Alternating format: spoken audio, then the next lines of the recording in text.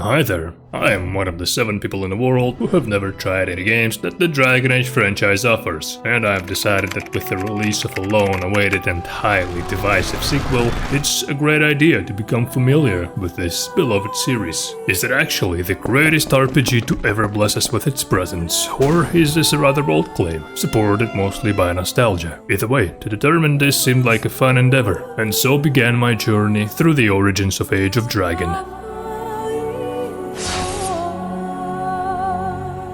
Often it is discussed what makes a good role-playing game. Is it a deep character creation segment that lets you bring to life your exact vision? Is it an enormous talent tree that makes you quiver at the thought of endless possibilities it might prompt? What about engaging dialogues that create 100 unique endings for every single homeless person you've encountered on your journey? Perhaps it is that exact feeling of journey and an actual role-playing capability. Or maybe all these things qualify in their own way, and we loosely use the term RPG just to indicate that we really enjoyed that experience, or to criticize a game that we haven't enjoyed much by claiming that it's not RPG enough. Dragon Age Origins is first and foremost praised for being the real deal RPG, where your choices do matter and there is some reactivity in the world. Do you side with feral werewolves, or an immortal bold elven man? Do you romance an overall nice guy with a cute and dry sense of humor, or an assassin sex addict elven man? Being a huge RPG fan in general, from deep and entrancing Pillars of Eternity to grand and rapid Elden Ring, I've realized how much I've missed by not playing that game much sooner.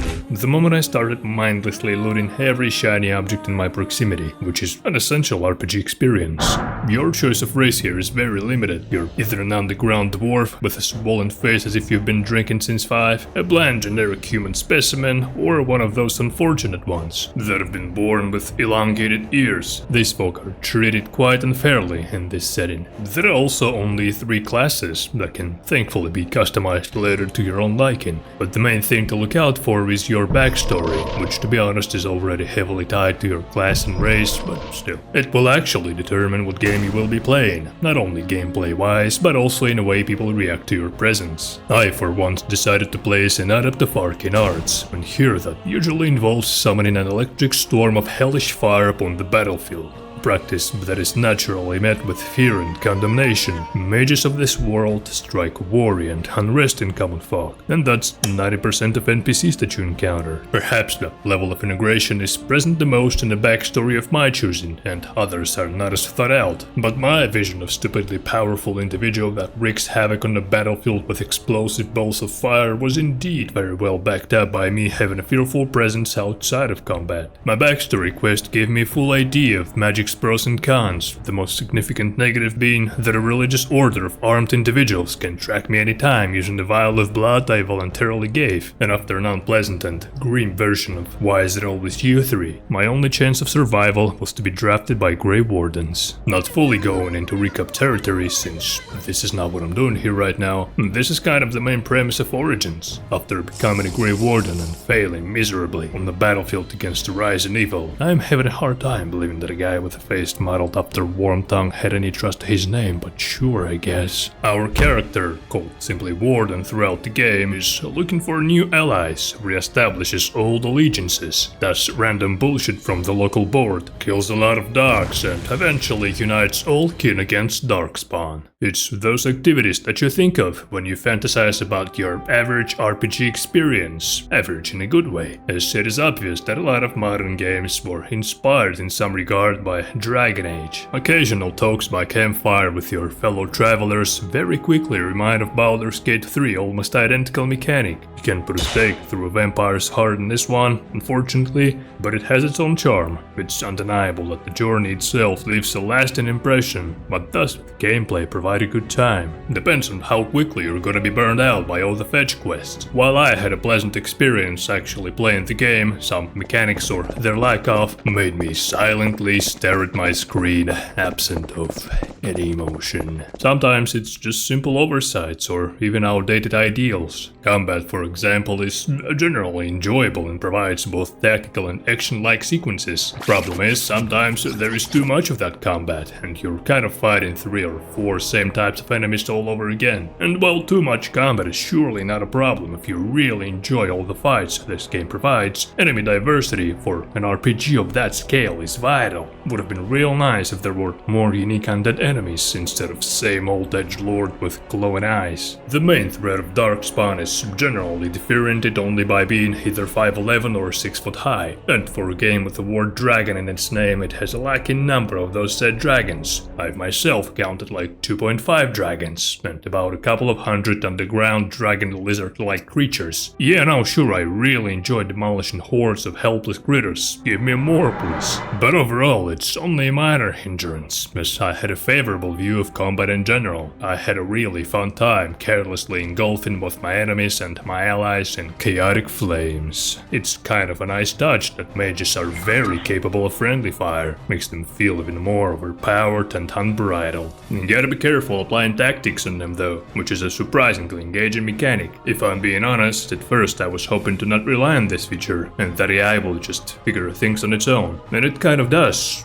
well, most of the time. But it's also much better knowing exactly what they are capable of in any situation. And there is also, of course, top-down tactical view, which I personally didn't find much use for, except for perfectly aligning my fireballs so that they contact with as many targets as possible. You'll find a way to make it enjoyable for yourself, is what I'm trying to say. Adjusting difficulty is also an option. I myself can recommend sticking with the standard one, as it provides a fair amount of difficulty spikes without feeling like a breeze. Who knows, maybe if I were playing it on hard, my reception of Dragon Age would have been much worse, as I would likely fucking hated combat. I also might just be that bad. Quest design, on the other hand, does not promise to say a lot of good things about it, and before you start writing death threats, no, I don't mean writing quality in general, which is undeniably great and of which I will talk more later, but the approach to them quests and overall, how basically 90% of those quests really shouldn't have existed in the first place. I'm not sure if they're even supposed to be called quests and not errands or something, but they clocked my journal all the same, and I was really trying at first for some reason to enjoy those quests, but was quickly overwhelmed by their sheer number and disappointed by their filler quality. Sometimes it's just the same encounter with the same voice acting in a different place. My life was significantly improved once I realized that I don't have to do all of those, but still it just seems like a counterproductive game design, even for a game that came out in 2009. Sometimes it feels weird criticizing video games that came out half my life back, as obviously they were exploring and experimenting much more back then. But a quest log that reminds me of all the things I care not about, as if I'm playing World of Warcraft or some shit, is not a pleasant sight even for 2000s. How lucky for me that those 10% of actual quests written by actual humans are so memorable that I don't really have much right to complain. And 10% might not sound like a lot, I made that number up of course, but this game is quite sizable if it wasn't clear at first. Our main quest of acquiring help from various nations and communities that inhabit Ferelden makes us visit some bizarre folk with their own bizarre traditions. Forest elves, for once, don't participate in acts of cannibalism, like they do for some reason in a lot of settings, but still have some cursed stuff in their past, with their elder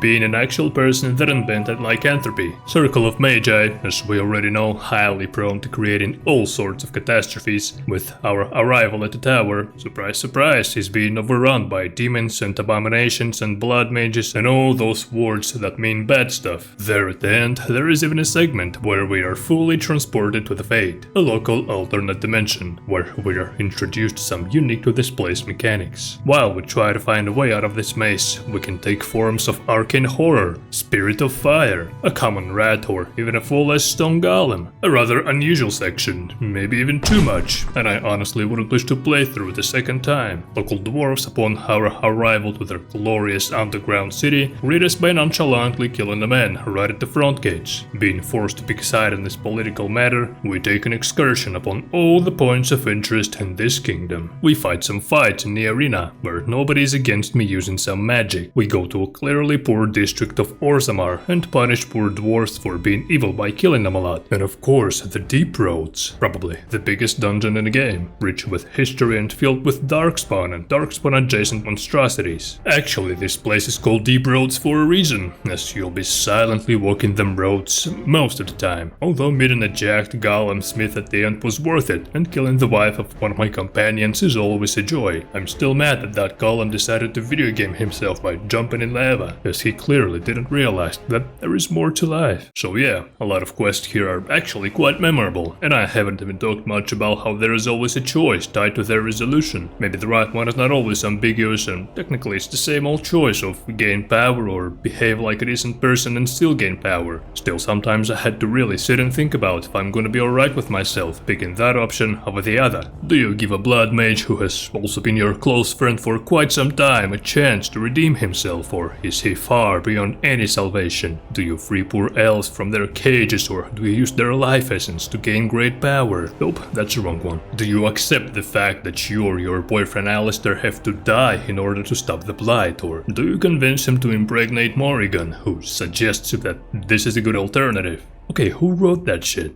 Oh damn, that was me. Before mentioning how much I love most of the companions in this game, I want to mention that I also love when you subscribe to my channel and leave a like, so I know to make more videos like that. It really helps a lot, and I will just feel nice. Which is also good. It's probably the biggest part of the charm Origins has, its wonderful array of companions. Their unique personalities and abilities in combat are able to provide you with exactly what you seek. Alistair, with his simple sense of humor and his righteous sense of duty, was actually the only companion that never left my side, which naturally led to me romancing him, for what I was rewarded with a heartbreaking scene right at the end. Fucking hate you, Alistair, for never giving me a choice. Morrigan, who is probably the most popular character of Origins for a couple of reasons, at first might seem like a mean bitch with motives of her own, but then she turns out to be a mean bitch with motives of her own. Still, I enjoyed her company most of the time, even though she was highly incompatible with my group, as I was a mage as well, and unfortunately there are only 3 staffs in the whole game that a mage can use. Leliana is always supporting and forgiving, almost to a point that it feels forced. Oghren always talks about Aelin. He can forgive you even for the murder of his wife if you provide him with enough alcoholic endeavors. Stan is a grown-ass man that in the fit of tantrum slaughtered 8 people. Zavran is a former assassin and a current leather fetishist. Wynne is a wise lady that unfortunately lives on borrowed time, and I'm not even being ageist. And Doc is just a cute little pup, and I named him Kirill. There are also some secret companions, and the game offers even more temporary ones, all to ensure that the player is never alone on their path. It's what these games are always about, how a group of unlikely travelers band together and they go across continent, delving into elven ruins, visiting great underground cities and not so great overground cities. They make history, they bond over time, and in that moment they create that spark, that sense of journey. With their talks by the campfire in the early morning, with their constant bickering on the road, it's those exact moments that will stay with you once you're done with the game. Decently written companions are important for any RPG, and Dragon Age Origins is undeniably a great example of how excellently written companions can elevate games to new heights. There is, unfortunately, one thing that can diminish a game's value as well. It's time.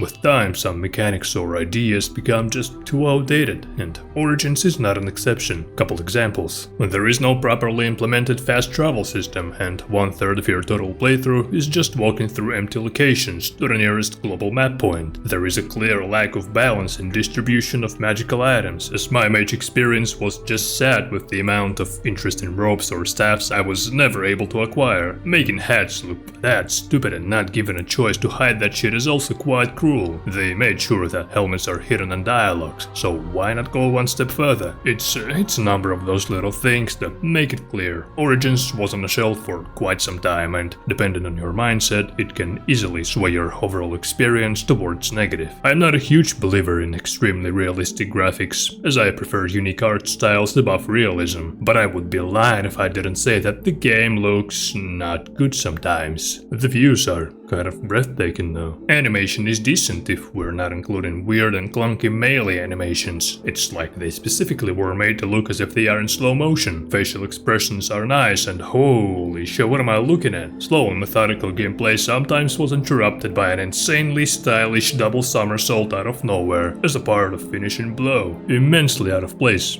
maybe, but extremely cool nonetheless. Finishing High Dragon that I battled for 10 fucking minutes in such a way was a sight to behold. And it's not like Origins has a unique art style like it started showing in Inquisition. It's pretty generic as far as RPGs come and go, but it was enough for a game to tell its legend in a full range of colors. So, answering the question I asked myself in the beginning, how good is Origins actually? Looks like my reception is mixed. The game is being praised for its reactivity, how your choices do matter for the most part, and how the world reacts to your unique background. And it's all true. It's probably one of the best examples in the industry. So if that is the most important component of the great RPG video game, then it's actually a correct assessment to call Origins one of the greats. Although it has some problems in other fields, like combat sometimes feeling as if everybody's fighting with wooden swords, some oversights in quality of life regard, or the thing that I despise the most, 1 million useless filler quests. It wasn't enough for me to not have a good time, and I would recommend any fan of RPGs with a more classic approach to try this one out for themselves. Maybe I believe that there are better examples of that genre. Maybe I'll make videos reviewing them as well one day. But that was a memorable journey filled with great stories and characters that inspire with their presence. An experience that I would suggest to almost anybody.